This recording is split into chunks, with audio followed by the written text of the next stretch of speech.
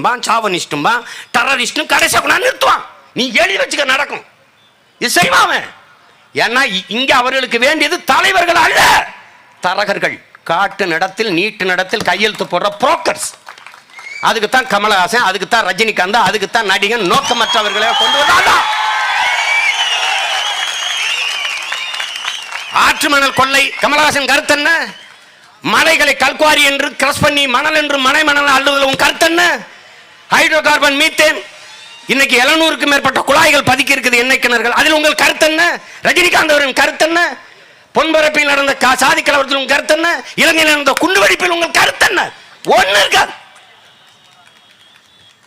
எப்படி கட்டமைக்கிறாங்க? இந்து ராம ஐயா சொல்றாரு பாருங்க, எப்படி சொல்றாரு? கமலஹாசன் இந்த தேர்தலில் கடுமையாக உழைத்தார்.